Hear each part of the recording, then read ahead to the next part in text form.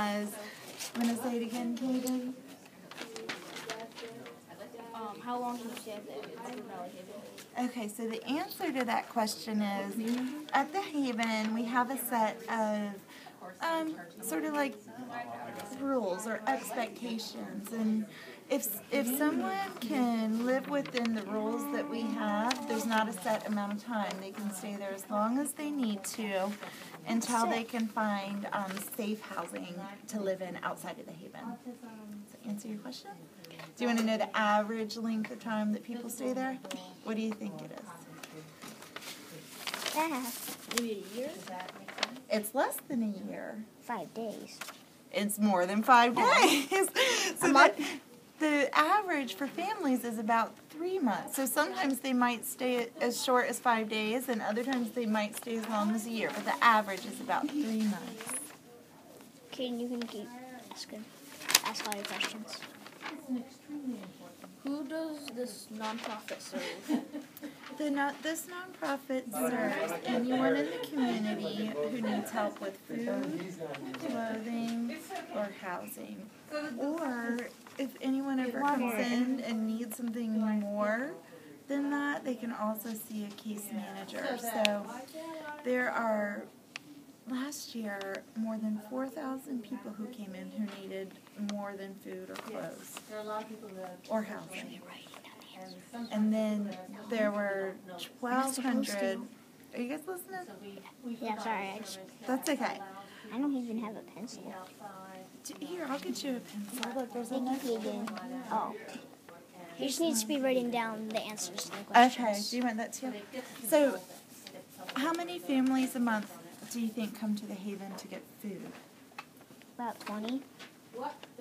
More than 20 come in a day. More than 20 families come a day. 30. No, not 30. 50? Way more. 100? 1,000. 1,000. It's more than 1,000 families. A million. Every month. Not a million, thank goodness. But about 1,200 families. So if you imagine, a family could have as many as 10 people in it, or as few as 2 people in it. But about 1,200 different families every month from this area. That's a lot. It is a lot. Why is this organization important? Well, why don't you tell me why you think it's important, and then do you think it's important?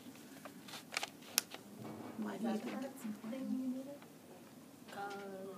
Probably they give food, water, and clothing. What about you, Jack? What do you think? It helps people. Yeah. And you know what I believe? I, with all of my heart, believe that every person, every kid, every parent deserves to eat when they're hungry. And that every kid really deserves a safe place to live. Especially, in the wintertime when it's so cold, it's really hard to imagine living outside. And I think all kids deserve a safe place to live. So I think that's very important. And determine where they're going to set a goal, and then they have a report. Is there anything else that you would like kids to know about your nonprofit? None of them have a system. What, Jack? I said that was supposed to be mine. Because I only have 2.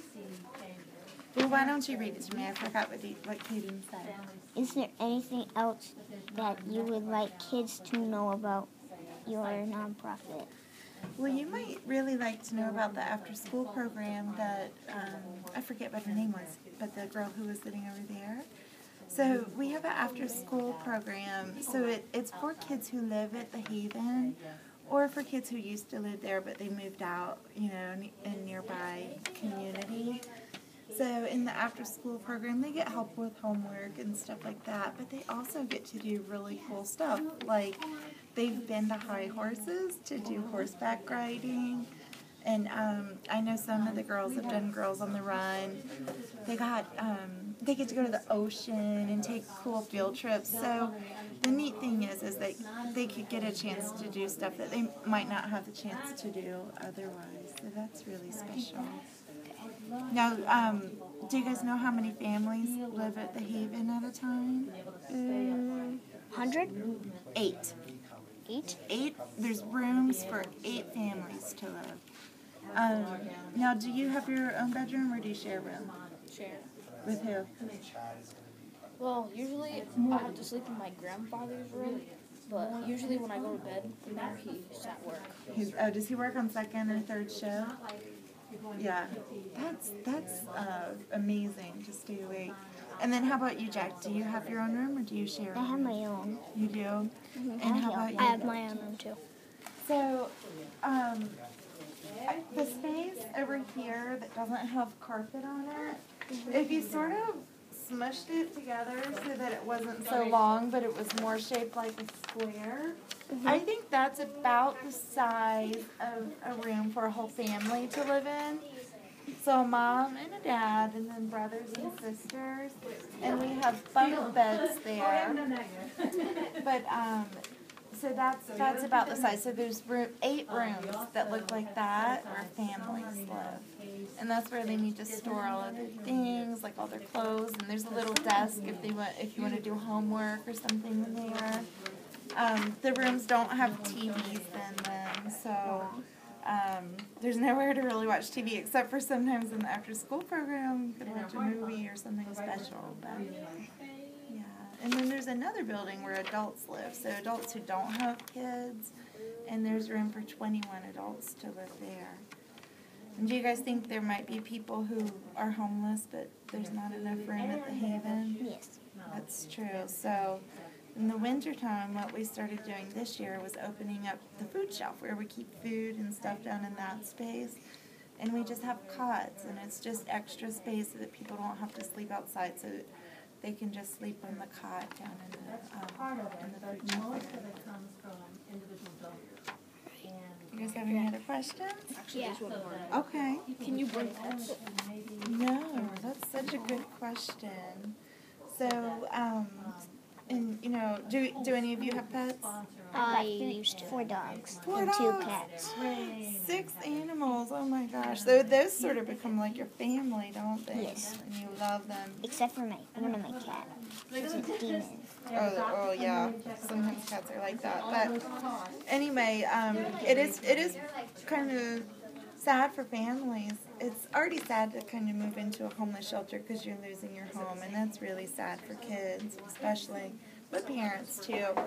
But then on top of that, to have to say goodbye to your animals is really sad. So what we do is we work really hard to find families who will volunteer to take care of the animals while somebody lives there. And a lot of times they're considered like foster families for the animals. So they'll bring the dogs over to visit with the kids and with their families, and They take care of them until you get out. Exactly. Yeah, and then when you find your own home to live in again, then they get the animals back, which is really nice.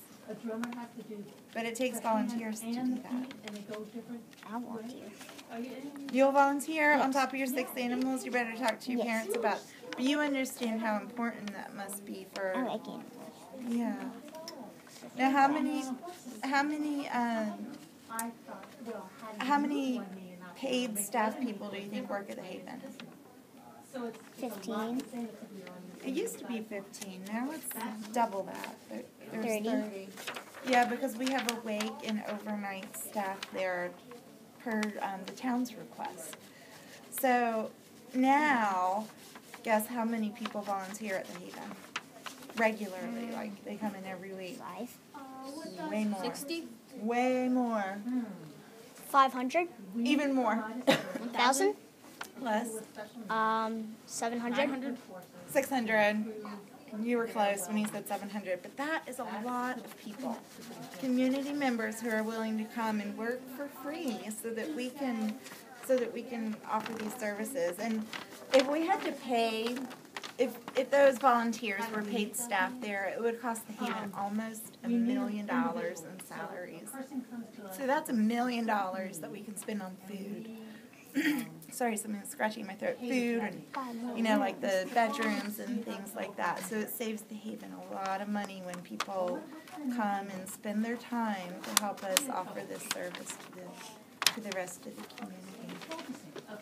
And a lot of times people who live at the Haven like to volunteer there, and for all sorts of different reasons. Sometimes people come because they have to, like when you get in high school, you might have to do community service, or if you get in trouble, sometimes you have to do community service. So there's a lot of different reasons. All right. Did we go? Your nonprofit need? Yeah. Well, you tell me what you think we need. What things do we give away? How does your nonprofit meet these needs? Well, let's talk about what we need first. If we give away free Food, water, and shelter, and other things. and clothes. And clothes. Now, the guy Jim, who is sitting next to me from Willing Hands, he comes, like you said, 6 times a week to bring in fresh produce. And if we took like this whole entire room and filled it packed full of cans of, you know, vegetables and beans and spaghetti sauce and stuff like that, that would be about 1 week's worth of food that we give away. That's how many people come in. And so having food to give away is a really important part of what we do. But can you boys think of anything that you use every day that's not food? Toothpaste. Thank goodness you brush your teeth every day. Good. So you need toothbrush too. So we need that kind of stuff. Soap. Oh, you bathe every day? Not every day. I was gonna say, because I can't get my stepson to take a shower every day, but he does it every once in a while. That's good. Every other day. Every other day. And shampoo and conditioner. Yes. What else do you use in the bathroom? Toys. Toys? Yes. Yes. I like to beat up my dinosaur. Anything else you use in the bathroom? Yes, there is. Toilet paper. Oh.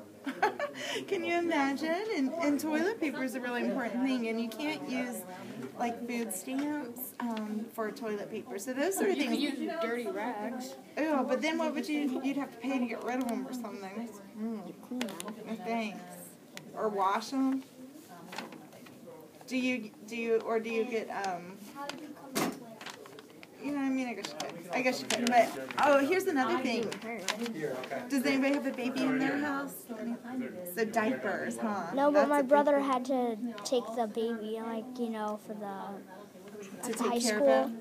Yeah, you know, those at the high school they do like an electronic baby or something. Oh, that's so funny. So, but it teaches you about all the different things babies need too. So there are a lot of things. So we talked about shampoo and toothpaste and toilet paper and soap and all of those things, and then clothes. How are we doing? We're doing well. Are you guys about done? We're getting. I think we're. Not quite. We got a couple more. All right, finish up. Yeah. You also need like whatchamacallit, like bowls and stuff. That's right, and spoons, yeah. And you know who helps people with stuff like spoons and bowls and washing machines and things like that after they move out of the Haven is Cover. Remember Ham, like Green Eggs and Ham? We can write a note for somebody to go to Cover and to the Recover store, and they can get all that kind of stuff for their house, which is really nice. What could students do to help your nonprofit? Do you have any ideas about that? Well, they could donate like food or their clothing that doesn't fit them anymore, or something like that. Do you guys have any other ideas? Give away some old dishes. Yeah. Or you can volunteer to take care of people's animals, like you want to do, Jack. That's a way to help. There's so many different ways to help you guys. You can really use your imagination when you think of a nice way to help other people. Oh, okay. Hold on. So is anybody gonna do it up in the back? Trying to kind of light a fire under some Okay. We'll do Peyton. Watch how short they'll be. Okay, here, are you sitting there? Okay.